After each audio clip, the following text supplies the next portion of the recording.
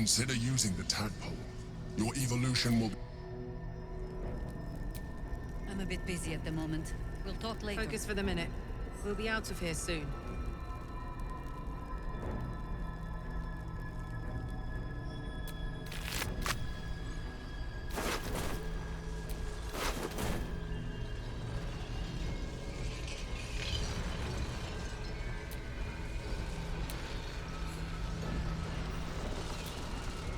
The orb hums with cerebral magic, permeable, but impenetrable. Within it, the Githyanki prince is as silent as a corpse, but for the murmur of his powers being siphoned away.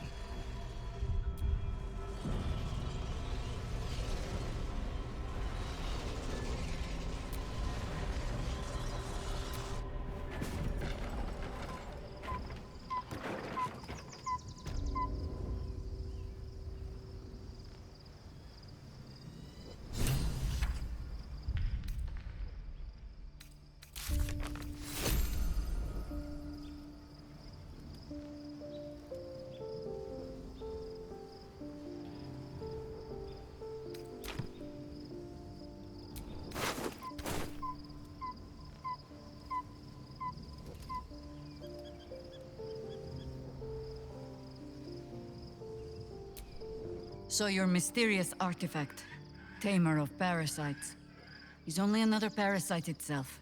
How do you feel? Knowing the cost of keeping your transformation at bay. I suppose there is something to that. Illithids are monstrous creatures. But in the end, they are only that. Creatures. And if it can, a parasite will keep its host fat, happy, and safe.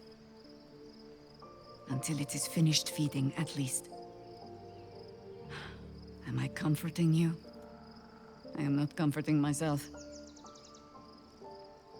Use the Emperor as it would use you. Or discard it. My days of doubting you are done. Ask it.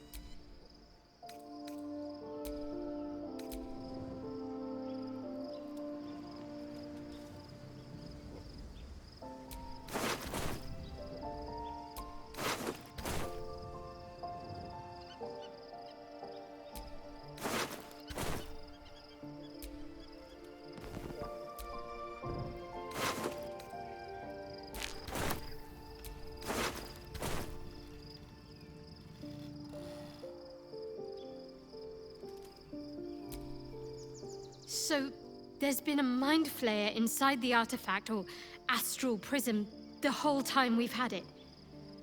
Sounds like utter madness, even though I've seen it with my own eyes. The more I learn, the less I understand just why I was sent to retrieve that thing. But it matters little now. I do not serve Shah anymore, nor the Mother Superior. The prism is no longer my mission. Saving my parents is. But I digress. Did you want something?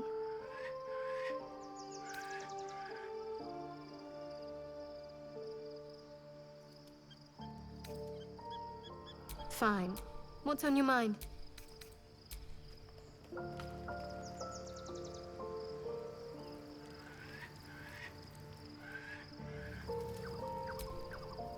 Soldier?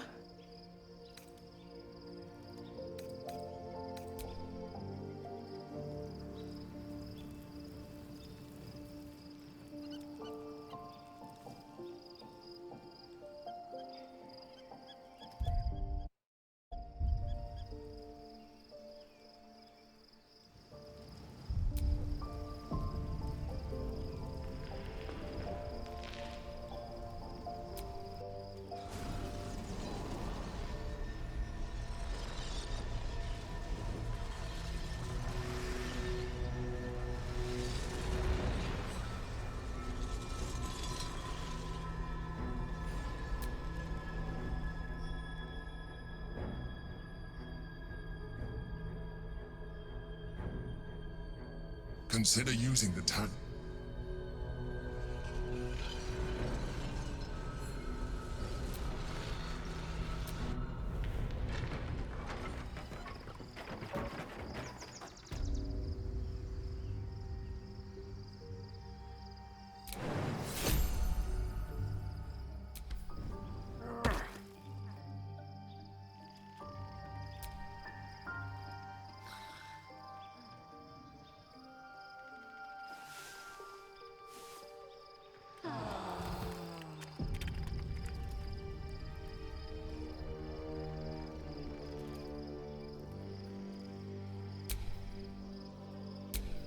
Don't be shy.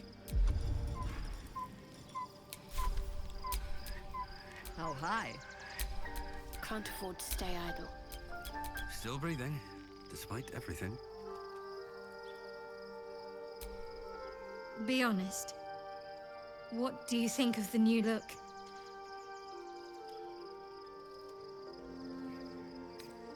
Well, I'm glad someone does. Perhaps I'll get used to it. I have a lot to get used to right now.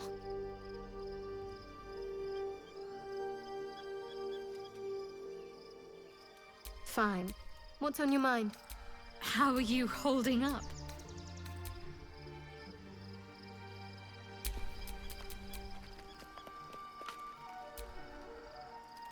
I wasn't expecting it, but if you're sure. Fine. Almost pleasant traveling with company. All right.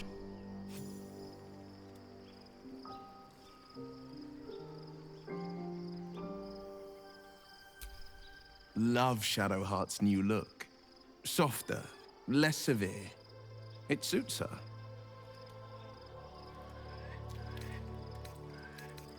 I think that unknowable I can't say I'm not curious. All right, what else is on your mind?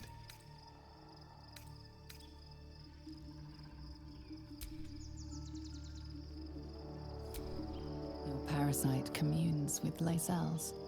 Her heart races as she learns of the events inside the astral prism.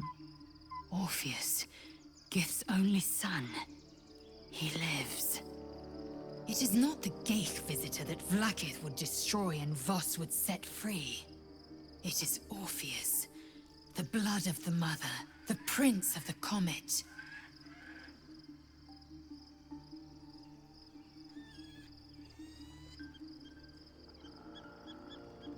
Listen close. The Emperor spoke only in half-truths.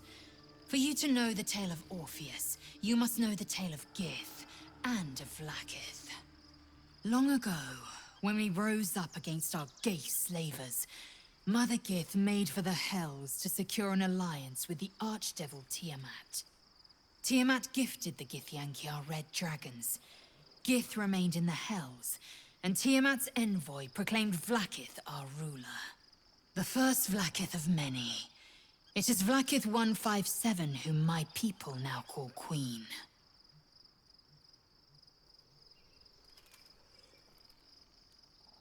Yes. Our current queen has claimed undeath and reigned for 1,000 years. But it was the first whom Orpheus tried to slay. Orpheus is Gith's only son. He led his mother's own honor guard in a coup against Vlaakith I. It was Kithrak Voss himself who slayed the prince in vicious battle. Or so the Varshas teach us. Yet the Prince of the Comet's been with us, subdued by that repugnant Illithid. Should Orpheus go free, he would tear Vlaakith's empire to pieces and build new glory from the scraps.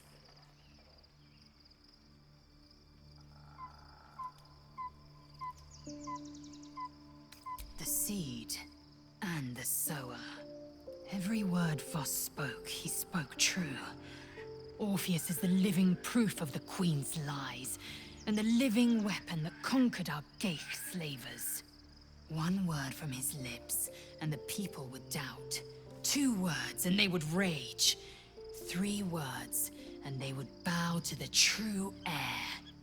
If the Githyanki are to be free, the Prince of the Comet must lead the way.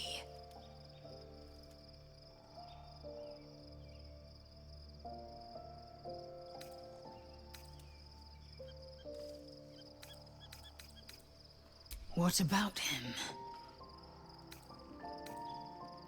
The historical slates describe Orpheus as a fearsome, terrible creature, powerful beyond measure, and enthralled by the Geich. So mad with power, he'd smash through the Githyanki Empire and deliver the shards to his Illithid masters.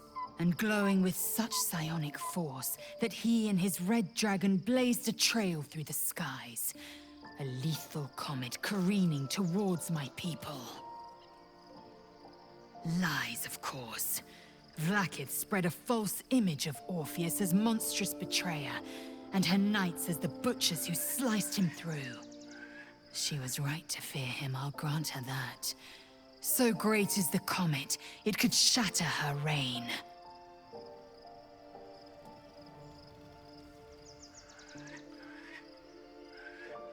The Emperor may be loathsome, but it's right. Orpheus can disrupt a gay hive mind. A talent like that makes the Prince a powerful shield and a powerful weapon. Why destroy a weapon like that, when you can contain it in a relic and keep it for yourself?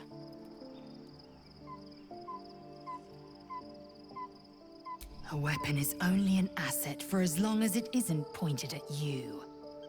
The means of Vlaakith's own end has been ripped away from her. Better to have Orpheus killed than to risk his escape. Better to risk the rise of Illithids than let the Prince of the Comet deny her the godhood she craves.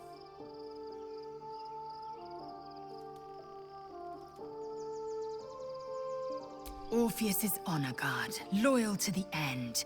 Trapped by Vlaakith in the same prism holding their noble prince, fruitlessly hacking at the sphere that contains him.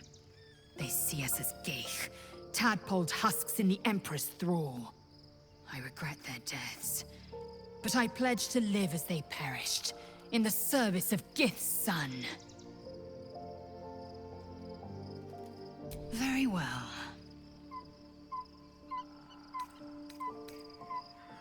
You've no room.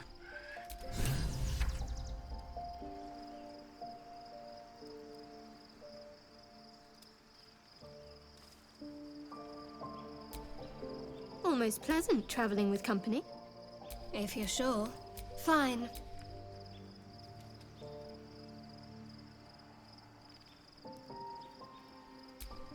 Something is... it eludes me.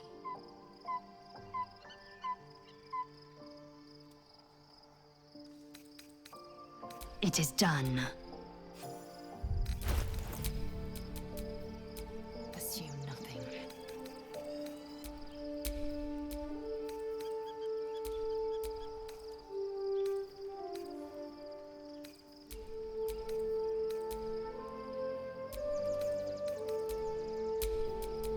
Well, well, well.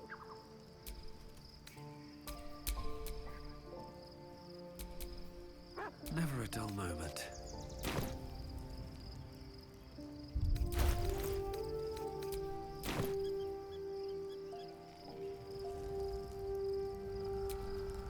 I'm listening.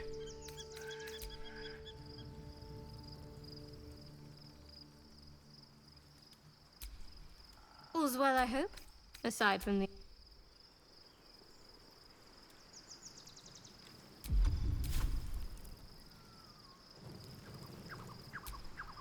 Gods, Shadowheart looks like a stack of gold. Never thought I could get so excited about someone's forehead, but here we are.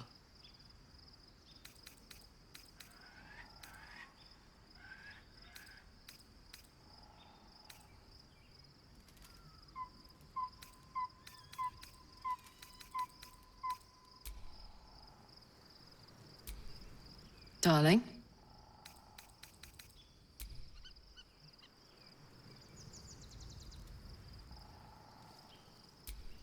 I was concerned when I saw Shadowheart creeping about with a blade in the dead of night, but it was just to cut her hair, it seems. It suits her.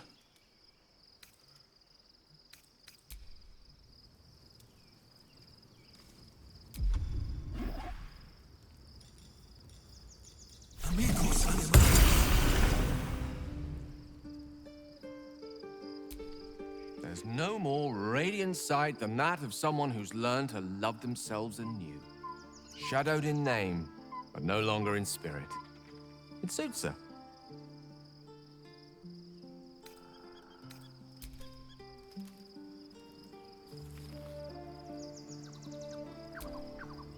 Oh, we have a new look for a new Shadowheart.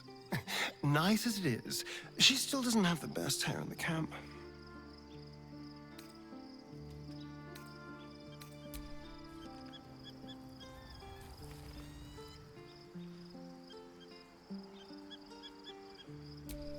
Begone, friend. I have a darling to...